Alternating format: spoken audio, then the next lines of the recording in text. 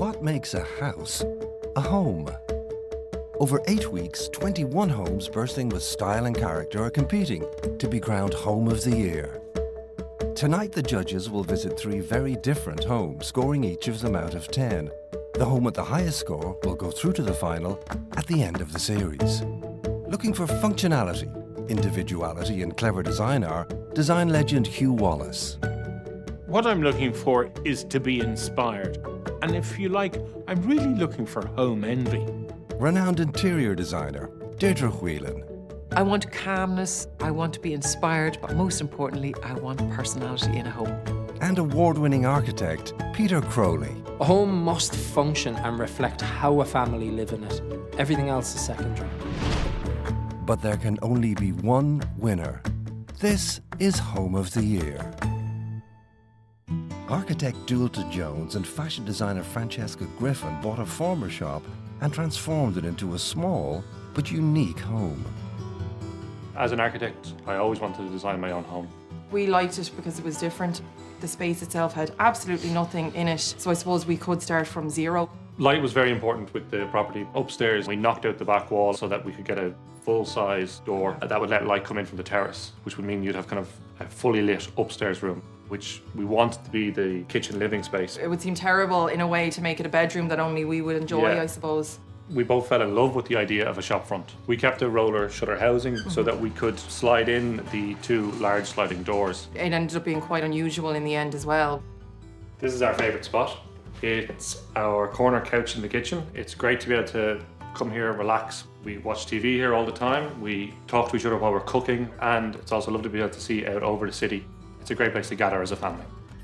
We've made it our own. Yeah. It's us, the whole house, so I suppose we're happy with it, Yeah. The judges must now assess the home, armed with only the basic facts about the property and its owners. Now this is interesting. In fact, there's a couple of things that strike me immediately. This house is off square. It's a parallelogram, so I don't think anything is going to be standard inside here. The other thing I notice, there's this screen, Hugh, that you've got your back to. It's perforated corten steel. It's an interesting material choice. It's very strong, so it's good for security. But I think it might be for privacy also, because there's a very large window, which suggests that maybe this was a shop before the renovation. I really like the austere approach that they've taken, and then the contrast of the flower bed really works very well. I'm fascinated to see what the inside is like. Me too.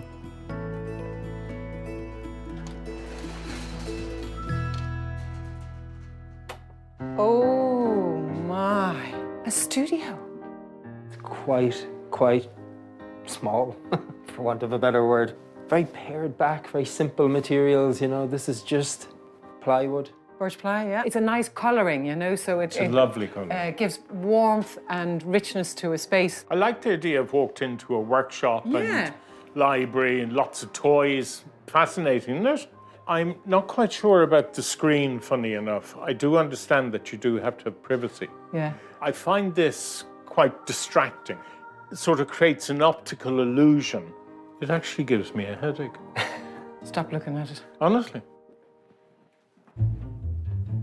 The spiral stairs is quite tight, actually, isn't it? It's like Yeah. everything else in this house, you know, it all fits in very carefully. And I think these guys have extracted every bit of potential out of this home. So we're up to the living area, I presume. We've got this compact kitchen, diner. Again, the birch ply has been carried up here, and then having the naked floorboards. It's just very simple, but very effective. And what a fantastic display of artwork on the wall.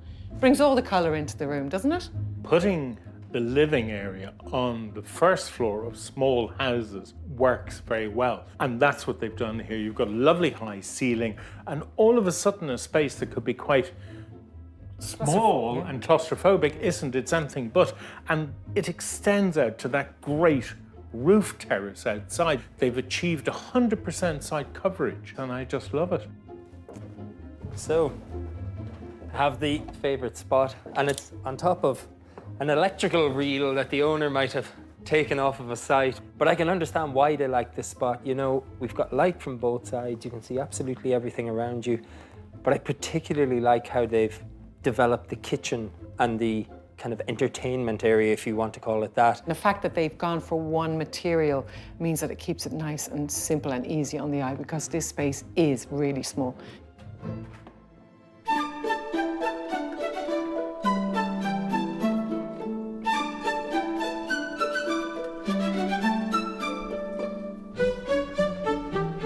The bathroom. Oh, great, it's very compact. Little sink area. Again, the timber's been brought in here. And the skylight over the shower, that's a nice detail. It's interesting to see the birch ply again, forming all these little shelves. They're getting a lot out of a small space again, I think. Yeah, indeed. The bedroom, which is quite small. And again, we're back to just real simplicity of colours and materials. Birch ply, that dark grey which goes right through into the living room. You've got natural light coming in from that roof light. But I just feel I wanted a surprise. And unfortunately, in here, I'm just underwhelmed. I think it's about compromise, isn't it? You know, in a house this size, you've got to make decisions. You've got to put one thing ahead of another. And I think this homeowner decided the living space was the main area for them. They've given it the prime location upstairs with all of that light. It's fantastic. And the result is, I suppose, the bedroom got sacrificed for that. In terms of the materials, whilst it isn't a surprise, I suppose it is consistent. It's the same palette. I accept that, but I think for Deirdre and I and our tootsies, I'd love to have had a rug to get out of the bed. Out of any room in the house, this just needs a little bit of softening or texture in here. I think a bit of decadence on the bed would Even have helped as well, that would have helped. Yeah. The home will now be marked out of 10. One score will be held back until the judges have seen all 3 homes, when their combined scores will be revealed. Working with a small home like this requires that every square inch is functional and efficient. And hats off to these homeowners, they've certainly achieved that. This home is creativity for me, and I score it a 9. This home is very well laid out, using a simple palette of inexpensive materials and capturing light where they can. It's original, unique, and a great lesson in clever design. I give it a 9. Putting the living room on the first floor was a touch of genius because it allows in all that natural light and you have that lovely connection to that sunny roof terrace. For me, there were a couple of items which could have been addressed better. The outside screen, the level of softness and tactility in the bedroom in this otherwise inspirational and clever home. When lecturers Laura Dixon and Mike Holmes bought their Belfast home, they immediately set about renovating it to make it their own. The house we live in is a 1930s detached sort of family home. It's very Art Deco, it's got the old features, and then we put a modern extension onto the back of it. A lot of the stuff in our home is secondhand, or we made it ourselves, or it's it was given to us. Or we've upcycled or gone to charity shops. So Yeah. I think a lot can be done on a budget, but I think we've got an awful lot of house for a little money. Absolutely. Okay, so this bathroom is my favourite spot. I always wanted a feature sort of claw bath, so we put the pink bath in. It's all reclaimed, it's salvaged, little bits of greenery in here to kind of soften it. But this is 100% my favourite because it has probably the most personality in the whole house. How do you feel about the pink bathroom? Just out of curiosity. Being involved in lifting the bath up the stairs, my feelings on the bathroom are maybe slightly different. True, I wasn't there for But that. no, it's a brilliant finished product, you know. So the judge's opinion, right, could be one of two things. You know, it could be, oh my goodness, what a lovely home, or what were they thinking? It definitely has personality.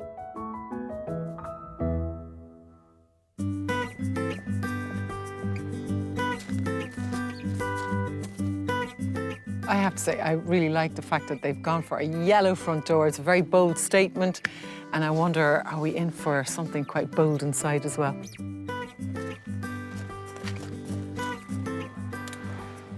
Oh, Hugh, you're gonna like this. Wow. All the original features, amazing. Interestingly, the way the house would have worked is you would have opened the outer door and in fact relied on the inner door for security.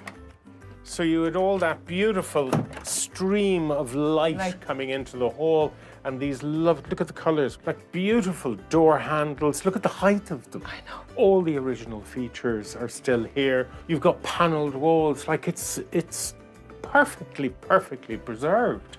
So many people would have ripped all this out. I know. But in fact, that's what makes this home. I mean, look at the proportion of the space, you know, we can hardly fit, you know, it's very tight because they'd have given the space over to the rooms themselves rather than the circulations, which is quite smart. Well, we'll go look at a room. Absolutely.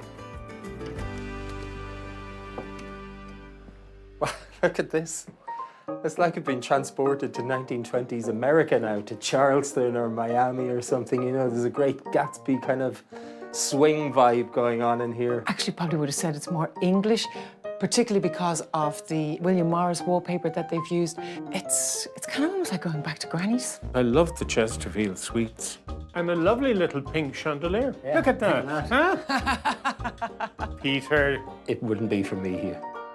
There's nothing contemporary in here. There's no television, there's no stereo. It's kind of a bit of nostalgia. It's just a throwback in time, isn't it? Should we go?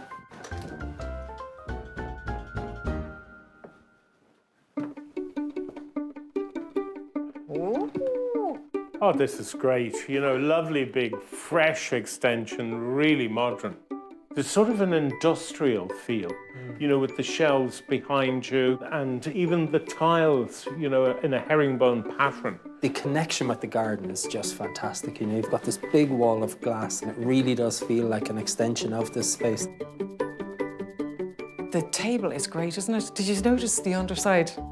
The sewing machine. They've been quite clever with the range of furniture that's been brought in here. It's quite eclectic. You know, you've got your tractor wheel seat here.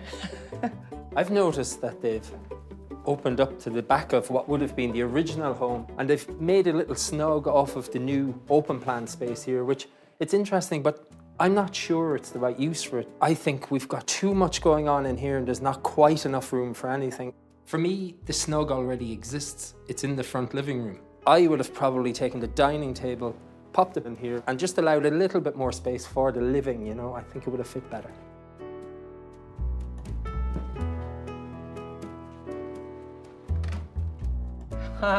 And what have we got here? Their favourite spot. I'd say they enjoy lying in that bath, relaxing, getting away from everything. Quite a girly bathroom. As it says. Oh, it does. Girls, girls, girls. Great tiling, but it does go back to that sort of industrial vibe. I nearly think I'm in the toilet in the underground in London. Could you not think of something nicer? So we have the master bedroom and there's this great big window overlooking the garden. I can see those two pine trees outside, which is really beautiful.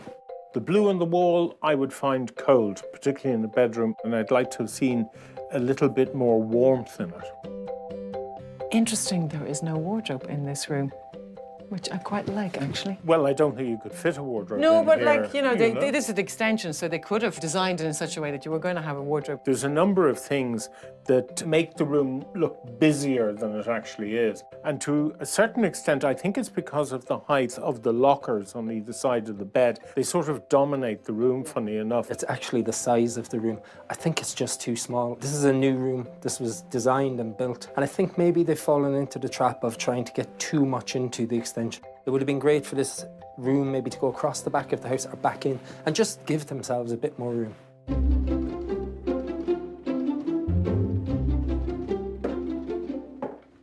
Whoa. Bold or what? I'm not quite sure what colour you describe the walls as. Very strong though, isn't it? Very intense, very intense. You have that colour, but yet you have the blues and you have that red in the stained glass, and I'd like to have seen more of those colours come into this room. I think there's just a little too much going on in here for me, you know, it's every surface. There's no wall that hasn't been kind of attacked, and sometimes less is more, you know, just have some simplicity, have your adornments and keep it simple. Daring is what I would call these homeowners. I really liked that they retained and respected a lot of the original features, the way they used their collection of upcycled furniture to bring character to this home. I'm going to give it an 8. What a treat to walk through the hall door into the past, which has been so respectfully restored. However, for me, there were a number of issues with some of the colours chosen in this otherwise intriguing family home. I'm giving it a 7. This home exudes the owner's personality. I do think the kitchen, dining, living area is just not large enough to accommodate the furniture. And also, in my opinion, the snug doesn't fulfill a function given the front living room already exists. Ethna Dorman's picturesque home is a converted work building on an old Dublin estate. This particular building was the Carriage house, and when my husband died, I converted this into my own retirement home. This room was for 2 carriages, and inside in the kitchen, the 2 horses. We lowered the floor upstairs in the hayloft to give us room for 2 bedrooms and 2 bathrooms. This is my favourite spot. When we were courting, William pointed out this desk and said he made it himself. And so I decided to marry him on the spot. I think William would be very proud of the home I've created here, which he didn't get to live in, but lives in nonetheless.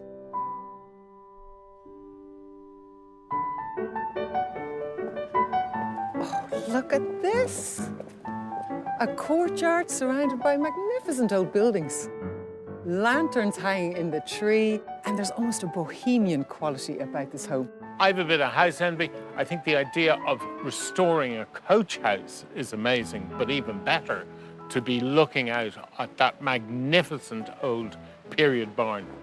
It's incredible, isn't it? I feel like we're in the famous 5 and we found a clearing in a forest and this is what we've come across. It's just picture perfect. And look, we have a cade meal of Fulcha, Deirdre, Hugh and Peter. How nice!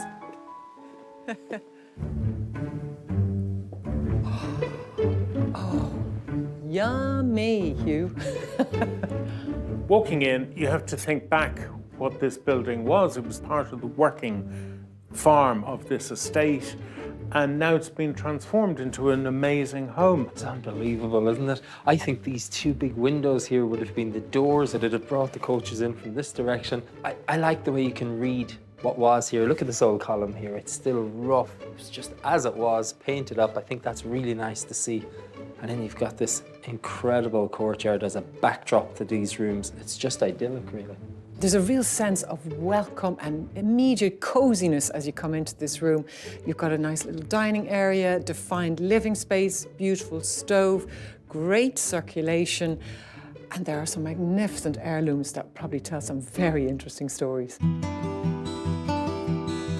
We have the kitchen in what would have been the old stables, I think. It's so unusual to see that they've actually retained the original screen, which would have separated the 2 stables from the front of house where you would have brought the horses in. You can actually read the wear and tear on it from hooves kicking, and it's such a unique feature of any home. Just a very simple kitchen, and then allowing the middle space of this room to be about the dining table. Fabulous furniture around it. They'll probably have a story to tell as well. The silhouettes are terrific. I'd say they're of the kids. One thing I've noticed is when they were doing the restoration, I think it would have been great to put in 2 traditional roof lights. It would have just brought a little bit more punch of light into this room. However, they do have this amazing chandelier, which again goes back to horses because of the use of leather.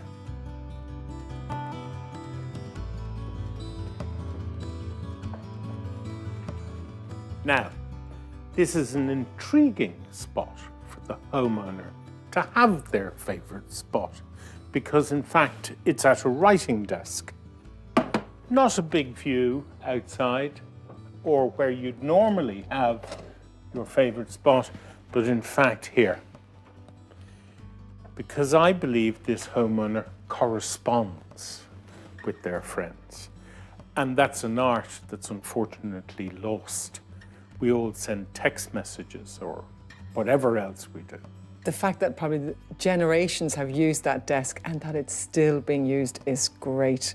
I mean, look at the quality of the joinery here and these beautiful old butterfly joints. You don't see them anymore in furniture, and they're just a joy to behold.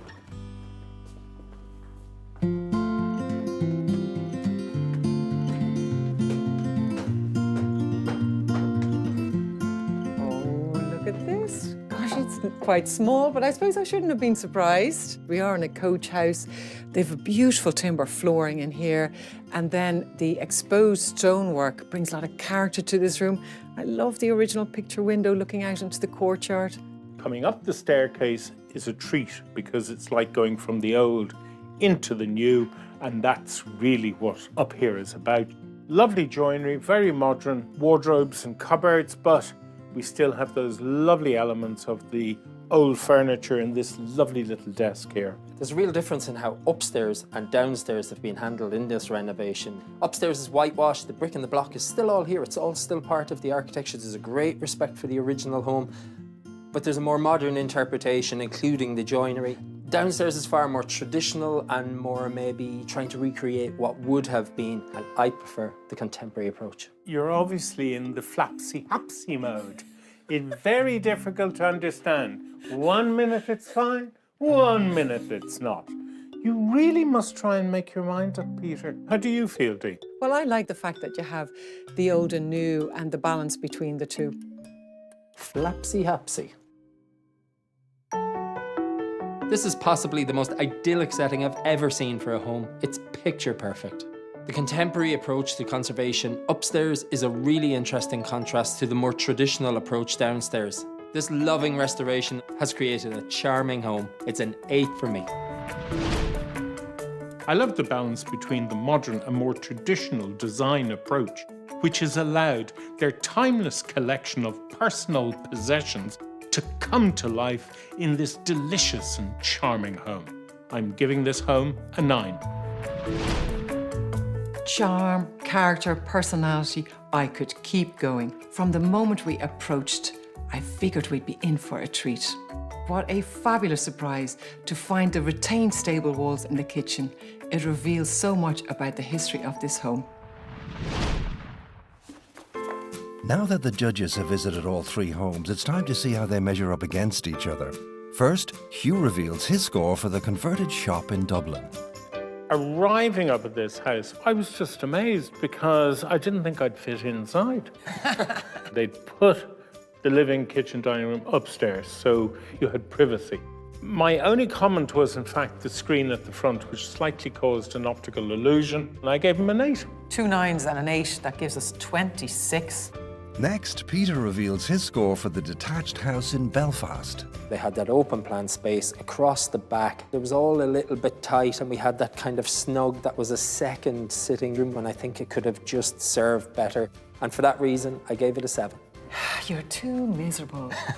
I won't say it. 2 7s and an 8, that gives us 22.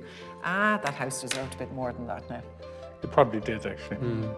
And finally, Deirdre gives her score for the converted Carriage house in Dublin. Arriving up at this home, there was a sense of romance, full of character and personality. The fact that you could read the history of the stable in the kitchen was great. I loved everything about it, and I gave it a 10. Well done. I know. So a 10, a 9, and an 8. 27, guys. I'm delighted that home has gone through to the final. It's rare enough that you find a home that oozes personality. Oh, it was just divine. I'd agree with that.